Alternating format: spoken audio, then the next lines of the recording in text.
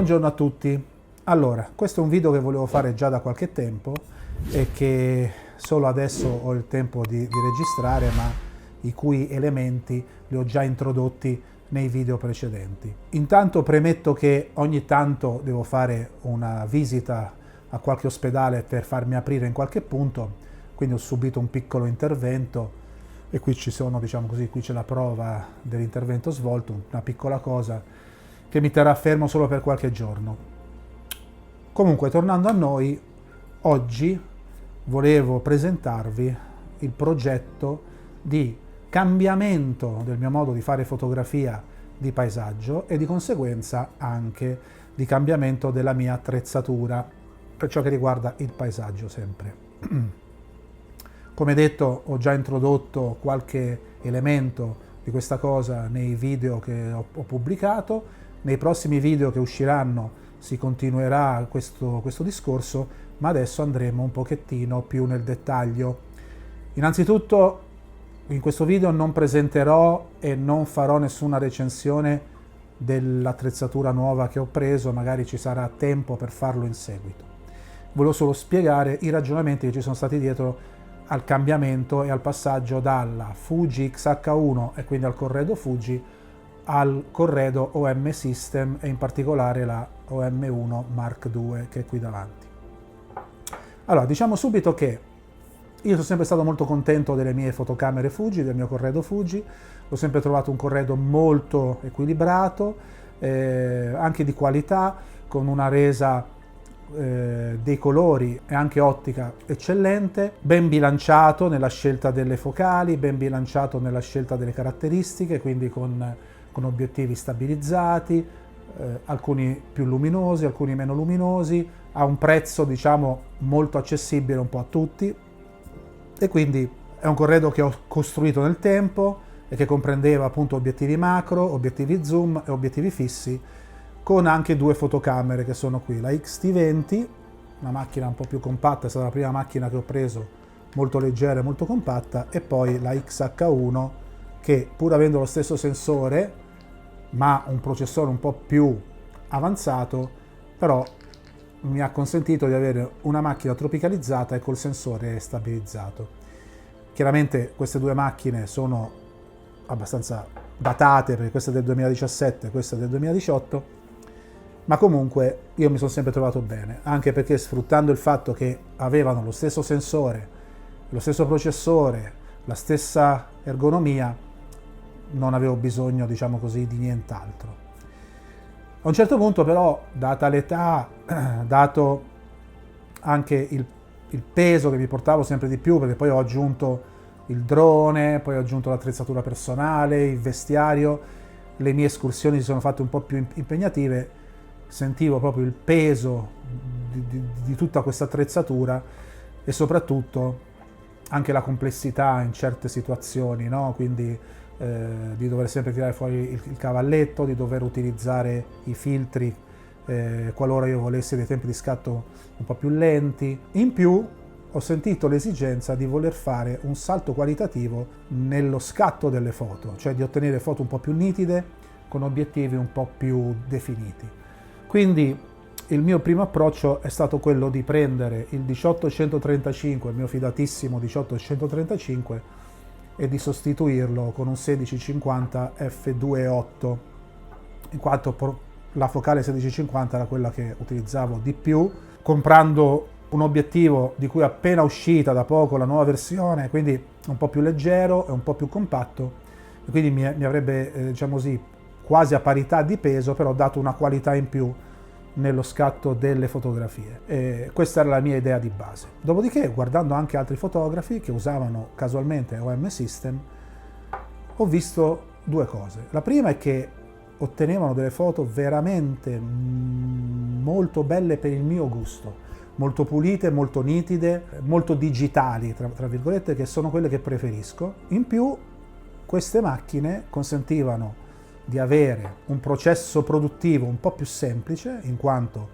solo questa macchina, ad esempio, ha una stabilizzazione del sensore di 8 stop, che poi veniva accoppiata a delle lenti stabilizzate come il 1200, e quindi con una stabilizzazione congiunta si poteva arrivare a scattare a mano libera anche per esposizioni di quasi 2 secondi, va bene, avendo un po' di mano ferma. Quindi in molte occasioni il treppiede non serviva, infatti questi fotografi tendevano quasi tutti a scattare sempre a mano libera. E altra questione, queste macchine hanno quasi tutte delle funzioni computazionali molto importanti. Per esempio, questa qui ha dei filtri ND, sia graduati che non graduati, incorporati nella macchina. Sono chiaramente dei filtri virtuali, ma alla fine della fiera l'utilizzo è uguale, cioè la resa è uguale ai filtri ND fisici. Quindi io seleziono il filtro ND da 6 stop e io ho un calo dell'esposizione come se avessi messo un filtro ND da 6 stop. Nessuno mi impedisce di usare filtri all'astra o comunque filtri fisici, però comunque è una funzione che ha. In più ha altre funzioni tipo la fotografia ad alta risoluzione, quindi questa macchina può scattare foto a 50 e 80 megapixel e non sono pixel virtuali, cioè interpolati o quant'altro, è il sensore che si muove di scatti infinitesimali per comporre queste foto da 50 megapixel a mano libera e 80 megapixel montato sul treppiede. Perché potrebbe essere importante questa caratteristica? Perché parliamo comunque di un sistema che è micro 4/3, quindi è un sensore più piccolo rispetto ad APS-C delle Fuji. In più ha 20 megapixel, mentre le Fuji hanno 24 megapixel, quindi questa scelta ha comunque comportato un decremento della risoluzione nativa del sensore e anche un decremento delle dimensioni del sensore, quindi potenzialmente una gamma dinamica meno ampia per ciò che riguarda queste macchine. Per contro, il micro 4/3 però consente di avere una maggiore profondità di campo, quindi soprattutto per il paesaggio è una caratteristica importante, quindi soprattutto quando si vogliono fare delle foto nitide dallo soggetto più vicino fino a quello più lontano, con queste macchine è più semplice e in certi casi si può evitare anche di fare il bracketing sulla messa a fuoco. Per contro invece è più difficile ottenere la separazione del soggetto, quindi quel soggetto nitido con uno sfuocato dietro, proprio perché il sensore tende a mettere un po' tutto quanto a fuoco. Quindi, fatta questa premessa, ho pensato di cominciare ad alleggerire intanto il corredo che avevo. Quindi ho avuto l'opportunità di disporre di un treppiede molto più leggero, sebbene diciamo così un po' più piccolo, che è il Photo Pro, di cui vi metto diciamo così la recensione tra virgolette della presentazione qui sopra, e già con questa mossa ho risparmiato 1,2 kg. In più ho preso i miei filtri all'astra, che erano anche molto ingombranti perché venivano contenuti in un astuccio molto ingombrante e pertanto anche pesante, con dei filtri circolari magnetici, che in realtà sono solo 2 filtri, perché a parte gli adattatori magnetici per i vari obiettivi, in pratica, considerando che questa macchina ha i filtri ND incorporati, a me serviva solamente il polarizzatore e il filtro ND da 10 stop, perché fino a 7 stop sono incorporati in questa macchina. Tra l'altro si possono anche combinare, no? Il filtro fisico con il filtro virtuale, e quindi diciamo così, gli stop di blocco della luce possono anche andare oltre i 10 stop. Quindi già con queste 2 mosse, quindi treppiede più filtri, ho risparmiato molto spazio e ho risparmiato anche diciamo 1,5 kg. Dopodiché però il mio interesse era appunto di avere una fotografia più semplice dal punto di vista operativo, perché poi alla fine l'accoppiata tra questa macchina e questi obiettivi rispetto alla XH1 con gli obiettivi che usavo prima, sia come dimensioni, che sono più o meno diciamo così comparabili, certo questa è un po' più grande però poca roba, sia come peso non è moltissima, parliamo di pochi grammi, di poche decine di grammi, però questa qui fondamentalmente che cosa consentiva? Consentiva di fotografare il 90%, il 95% delle volte a mano libera. E quindi nel video che è appena uscito, ma anche nei prossimi video, vedrete che io tendo con questa macchina a scattare sempre a mano libera, anche in situazioni in cui avrei dovuto usare il treppiede, tipo nella fotografia di cascate, di corsi d'acqua, o con scarsa luce, o all'alba. Quindi questo era, diciamo così, l'obiettivo che volevo ottenere acquistando questa macchina. Inoltre, appunto, ero rimasto affascinato dalla resa in qualità di definizione, di resa dei colori, di resa dei dettagli di questo sensore. E quindi non ci ho pensato su due volte, ho provveduto ad acquistare questa, quindi la OM1 Mark II, che è l'ammiraglia di casa OM System. Un'altra caratteristica importantissima di questa macchina è la tropicalizzazione, che viene garantita da OM System, che poi ve la metterò qui sotto, AP63, adesso non mi ricordo, e quindi è l'unica casa che vi garantisce che questa macchina è tropicalizzata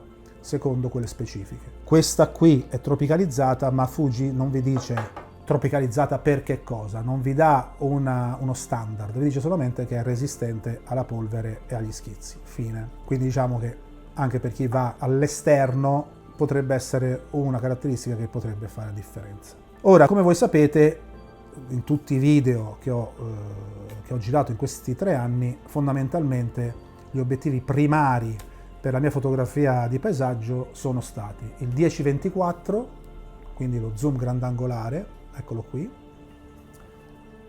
il 18-135, che era la mia lente tuttofare, e in casi particolari, quando avevo bisogno di raggiungere soggetti più distanti, il 50-230 della serie XC, di quella più economica. In più, all'atere avevo anche 2 obiettivi macro. Questo è il 105 mm della Ricoh, è un obiettivo diciamo vintage, tutto manuale, e il 60 mm che ho già venduto, quindi non è qui presente. Ho anche degli obiettivi a focale fissa che mi servono per foto di ritratto, foto di famiglia, e questi qui rimarranno. In particolare io parlo del 35 mm f2, del 56 mm f1.2, del 16 mm f1.4 e di recente ho acquistato l'85 mm f1.8 della Viltrox e il 27 mm 2.8 della TT Artisan. In più il 1650 f3.5 5,6, sempre della serie XC, leggerissimo, piccolissimo, che mi servirà quando voglio una macchina molto leggera per viaggiare. Quindi, cominciando da questi alla mia destra, alla fine ho deciso di tenermi le 2 macchine fotografiche della Fuji, questa per quando andrò in viaggio e voglio essere molto leggero, accoppiata al 35 mm e o al 27 mm e o al 1650, quindi se devo fare un viaggio in cui non prevedo di fare foto di paesaggi così, ma semplicemente foto di viaggio, questa accoppiata con ciascuno di questi 3 obiettivi, va bene, mi fanno un corredo molto leggero e molto pratico. Invece per le fotografie di famiglia e di ritratto continuerò a tenermi la mia Fuji X-H1, che peraltro dispone anche di un battery grip, quindi si impugna molto bene, accoppiata a tutti gli obiettivi fissi che vi ho appena descritto. Quindi diciamo che non abbandonerò Fuji, perché reputo che comunque come resa dei colori, anche come resa dell'immagine, che è un po' più simile alle fotografie che si facevano a pellicola, no? Quindi questo è quello che mi rimarrà. Ho deciso invece di vendere i miei obiettivi macro, perché è una fotografia che mi aveva interessato nel periodo del Covid, ma poi mi sono reso conto che non ho più praticato, o meglio che ho praticato in maniera estemporanea quando vado fuori, magari con gli obiettivi che già ho, zoomando diciamo così sul soggetto che mi interessa, quindi sul fiore o sull'insetto eccetera, ma non mi porto dietro gli obiettivi macro, ecco, per fare questo tipo di fotografia, anche perché dal mio punto di vista è una fotografia molto tecnica, molto difficile anche, bisogna essere molto precisi, quindi avere il treppiede di un certo tipo, avere il tempo. Io sinceramente non è una fotografia che mi ha entusiasmato. Quindi il 60 mm è già stato venduto, f2.4 della Fuji, e questo qui, il Ricoh 2.8, verrà venduto, insomma è in vendita, comunque è previsto che venga venduto. Invece la triade degli obiettivi che ho qui, anche questi sono in vendita, quindi verranno venduti, però ho avuto la necessità di sostituirli. E li ho sostituiti per ciò che riguarda questo range di focale 10-24, questo è un f4 costante, con il Panasonic Leica 8-18 f2.8 f4. Questo è un obiettivo appunto della Leica fatta per Panasonic, perché il micro 4 terzi è un consorzio che è composto appunto da Panasonic e da ex Olympus, adesso OM System, per cui hanno la stessa baionetta, hanno lo stesso protocollo, quindi si possono parlare tra loro, però l'unica questione è che non possono combinare la stabilizzazione della macchina e dell'obiettivo di due marche diverse. Però questo obiettivo non è stabilizzato, quindi questo problema non c'è. Questo lo era effettivamente, quindi si perde un pochettino questa possibilità di stabilizzazione dell'obiettivo. È un obiettivo, diciamo, leggermente più leggero, però come dimensione è uguale al 10-24 e ha la stessa focale, perché 10-24 APS-C ha un fattore moltiplicativo di 1.5, invece l'8-18 micro 4 terzi ha un fattore moltiplicativo 2 perché il sensore è più piccolo. Quindi qui parliamo di un 16-36 tradotto in full frame, quindi 16-36. Qui invece siamo su un 15-36 tradotto full frame, quindi praticamente perdi un terzo di millimetro nella parte più ampia, ma poi è praticamente la stessa focale. Per ciò che riguarda il 18-135, in questo caso è un obiettivo che è stabilizzato, tropicalizzato, questo non è tropicalizzato, invece l'8-18 è tropicalizzato, questa è un'altra differenza a favore dell'8-18. In ogni caso, tornando al 18-135, tropicalizzato, stabilizzato, f3.5 5,6. 18-135, quindi parliamo di un'equivalenza di 27-192. Va bene? 27-192. È stato sostituito con questo. 12-100 stabilizzato, F4 costante, ha una focale equivalente full frame di 24-200 e ha una qualità, questo obiettivo incredibile rispetto a quello, anche una stabilizzazione fenomenale, diciamo così, che l'accoppiata tra l'obiettivo e la macchina supera gli 8 stop, mentre l'accoppiata tra questo obiettivo e la Fuji XH1 da dati della Fuji arriva a 3 stop. Giusto per farvi capire la differenza che c'è in capacità di scattare a mano libera tra i due sistemi. Quindi diciamo che con questi due obiettivi io ho coperto praticamente esattamente le focali degli obiettivi che ho usato di più. Manca invece la focale 50-230, o meglio le focali che vanno oltre i 200 mm equivalenti in full frame. Infatti questo qui diciamo parliamo di un 230, quindi di un 350, va bene, millimetri. In questo caso io adesso sto ancora provando questo sistema, effettivamente questo obiettivo l'ho usato veramente poco, proprio perché comunque, per quanto possa essere leggero, lui o un suo sostituto è sempre un peso in più nello zaino, quei 300-400 grammi ci saranno sempre, per cui nel caso in cui io, soprattutto in fotografie di montagna in campo aperto, io senta la necessità di avere un obiettivo lungo con il quale poter raggiungere dei soggetti lontani, dovrò per forza di cose procedere all'acquisto di un altro obiettivo. La OM System fa un 75-300, che quindi equivale a 150-600 in termini di full frame, e quindi quello sarà l'obiettivo a cui mi rivolgerò se sento questa necessità. Quindi, per riassumere, rispetto a prima, anche se il canale non si è mai occupato di questo, fotografia di viaggio e fotografia di ritratto o altro tipo di fotografia, io manterrò il mio corredo Fuji, quindi le mie due macchine Fuji, con anche i miei obiettivi fissi o da viaggio come questo qui, quindi il 1650 XC, della serie XC. E chiaramente questi sono tutti obiettivi che io ho già presentato, tranne il Viltrox e tranne l'FF Artisan, che penso che farò in un video, diciamo così, nel prossimo futuro. Per ciò che riguarda invece la fotografia macro, l'ho abbandonata ora e penso anche per sempre. È rimasto questo obiettivo, l'altro l'ho già venduto, e non rimpiazzerò questo con obiettivi dedicati, quindi questo tipo di fotografia verrà sempre fatta in modo estemporaneo con gli zoom che ho a disposizione. Per ciò che riguarda invece la fotografia di paesaggio, chiaramente ho eliminato il sistema Fuji dal mio orizzonte. Questi obiettivi li venderò.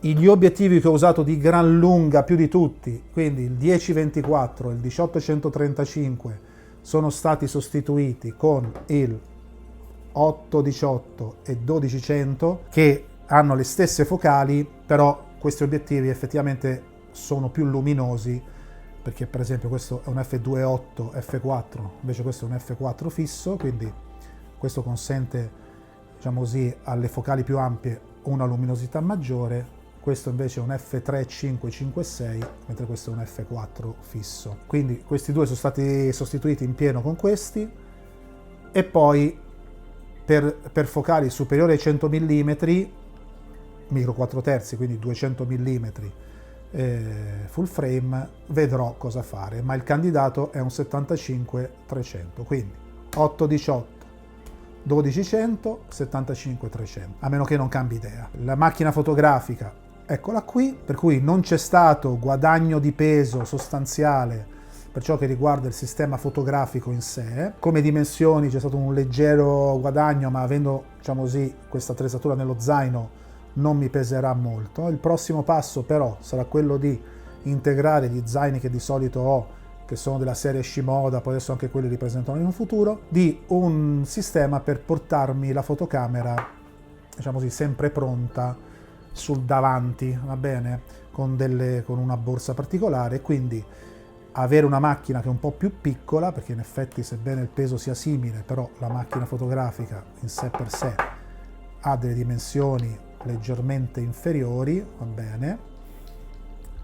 Ha delle dimensioni leggermente inferiori, è utile perché questa borsa chiaramente più piccola è meglio è. Mi rendo conto che è stato, diciamo così, una presentazione forse non approfondita, forse un pochettino confusionaria, non molto tecnica, però vi volevo presentare i processi che mi hanno portato a investire su un sistema diverso, su un sistema che effettivamente io avevo bollato con dei pregiudizi, in quanto appunto il sensore era più piccolo, perché i prezzi sono più alti ovviamente rispetto al sistema Fuji, e che però andandolo poi a studiare meglio ho capito che per il mio tipo di fotografia era l'ideale.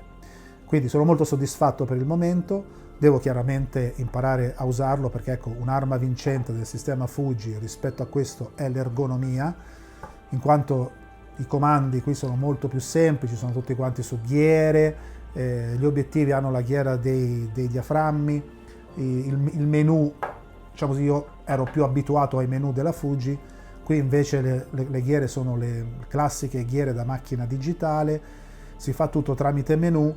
Gli obiettivi non hanno la ghiera dei diaframmi, quindi l'ergonomia, per come la intendo io, è un po' più difficoltosa, ecco, un po' più ci ha perso un po', diciamo, con OM System, però mi sto studiando bene i menu. Qui c'è una possibilità superiore rispetto a Fuji di personalizzare certi comandi, e quindi sono ancora nella fase di studio, però per il momento sono molto soddisfatto sia della qualità del sistema e sia della resa.